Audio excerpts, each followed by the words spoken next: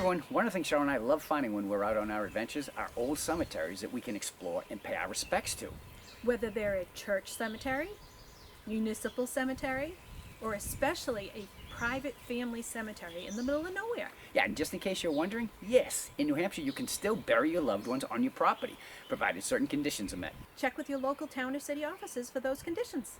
Today's adventure will be a little bit different than our normal adventure videos. Yeah, we'll be taking you on a tour showing you some of the famous people, the tragic stories, and the unique things you find in New Hampshire cemeteries. But before we do that though, check out these headstones. These things are huge. Look, if I stand behind it, and Cheryl's gone. Anyway, this all shapes and sizes we'll be showing you today. Let's start our tour by going to Manchester, New Hampshire. Our first stop today will be to visit the final resting place of Richard McDonald, Who, along with his brother Maurice, co-founded one of the largest fast food restaurants in the world, with over 41,000 restaurants as of 2023. including the third one ever built back in 1953, which is now the oldest operating McDonald's in existence. Mr. McDonald passed away on July 14th, 1998. Our next famous person in Manchester will be Ralph Baer. Yeah, now he was known as the father of video games. Back in the 60s, he invented what he nicknamed the Brown Box. It was a multiplayer game console that connected to the TV and was capable of playing ping pong, checkers, sports games, and target shooting. It was licensed to Magnavox in 1972, and they released the Magnavox Odyssey, the first home game console. It opened the way for future gaming systems. He is also credited with co-inventing the game Simon, a game involving a series of lights and sounds that a player needed to repeat in order to continue on. Now, he was born in 1922, and unfortunately he passed away in 2014. Over in Arms Park here in Manchester, there is a spot that's set up called Bear Square that commemorates Mr. Bear. And there's a memorial bench here too, so you want to sit and have a talk with him. Next stop brings us to Stark Park, which is dedicated to Major General John Stark. Also here is one of the 4 New Hampshire historical highway markers for him. General Stark served in the French Indian War and earned the title Hero of Bennington during the Revolutionary War. Oh, and do the words live free or die ring any bells? Yep, he wrote those words in a toast in 1809. And New Hampshire officially made those words the state motto in 1945. But wait, in 1971, New Hampshire mandated that the motto be displayed on all non-commercial license plates. Major General John Stark died May 8th, 1822. Next, we're taking a slow ride over to Wilton, New Hampshire for the final resting spot of one of the founding members and lead guitarist of rock band Foghat. That would be Rod Price. His slide guitar gave the band its sound and got him the nicknames the Magician of Slide and the Bottle. Unfortunately, Rod passed away on March 22nd, 2005 at the age of 57. Long live rock and roll. Welcome to the Old North Cemetery, established in 1730, making it the oldest cemetery in Concord. Here we also find our second New Hampshire historical highway marker for the only president that was born, raised, and buried here in New Hampshire, Franklin Pierce, the 14th President of the United States. He passed away on October 8th, 1869, and he's buried here with his wife and 2 of his 3 children. Up next, we travel to Mountain Borough, New Hampshire to see the final resting spot of Claude Rains, star of stage and silver screen, with movie credits such as The Invisible Man, The Adventures of Robin Hood, Mr. Smith Goes to Washington, and hey, Casablanca, plus Notorious and many other films. He passed away on May 30th, 1967, and is buried here with matching tombstones next to his wife, Rosemary. Our next stop brings us to Potter Place, New Hampshire, which is a village of Andover, New Hampshire, that was established back in 1871 with its own railroad station and post office. It's named after Richard Potter. Yeah, Mr. Potter was the son of a slave, and he went on to become one of the first American entertainers to gain nationwide fame as a well-known ventriloquist, magician, and showman. He moved here to Andover with his wife back in 1815 and purchased a 175-acre farm where they built their elegant mansion. Yeah, sadly, Mr. Potter passed away in 1835, but he is buried with his wife, Sally, on the property. Their mansion unfortunately burnt down in 1923, and the remaining cellar hole was turned into a secret garden area. Pretty cool. Very pretty. Our last stop for famous people brings us to Kingston, New Hampshire, to the final resting spot of Barney and Betty Hill, whose lives changed dramatically on September 19th, 1961. The Hills were considered to be the first and most publicized alien abductees. There is a New Hampshire Highway historical marker on Route 3 in Lincoln, New Hampshire about them. And The Interrupted Journey that you see there on the plaques at their gravesite was the title of a book written in 1966 by John Fuller that tells their story. There's even a convenience store off exit 33 that pays tribute to them. Our first stop on the tragic tour is Jaffrey, New Hampshire. Here we find a smallpox cemetery from 1792 on the edge of what used to be an old farm. Smallpox cemeteries were common throughout New England during the late 1700s, normally located near a pest house, which were isolation buildings for sick people who were forced to quarantine. There are 6 souls that were laid to rest here, including a 12-year-old child. Aww. You know, huh? Our next stop brings us to Goffstown, New Hampshire, to a pauper cemetery. Yeah, a pauper is somebody who was down on their luck and dependent on public support. They generally ended up living at a poor farm. When they passed away, if there was no one to claim their body, they would be sent to a pauper cemetery.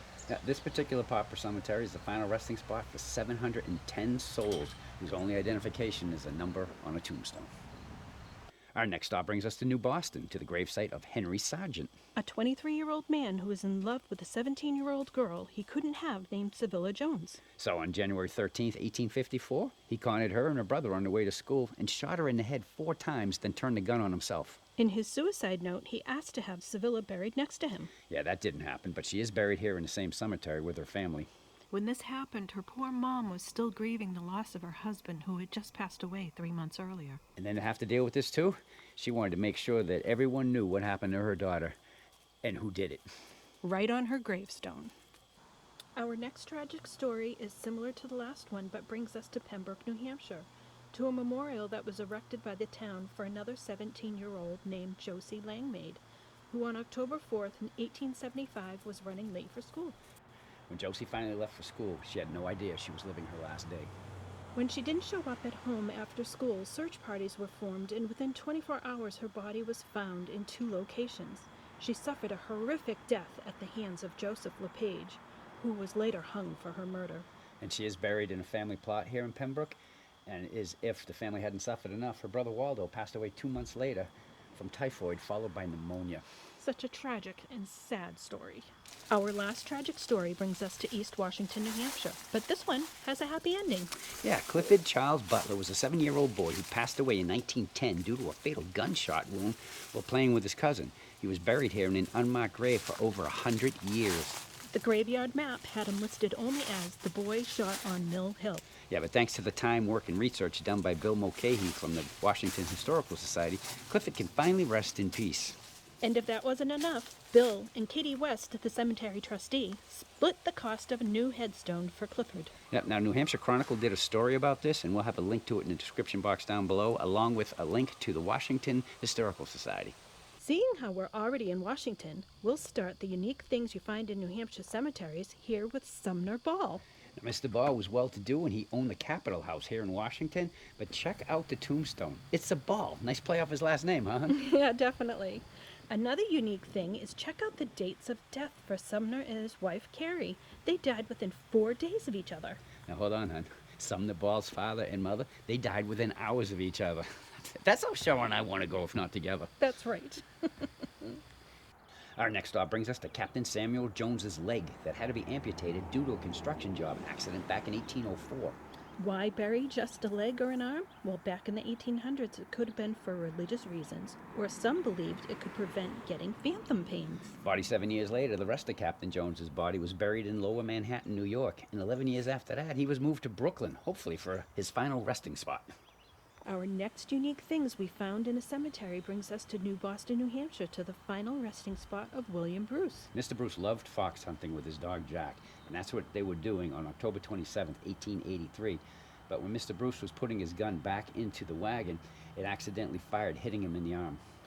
Now his dog Jack died shortly after from what they're calling a broken heart.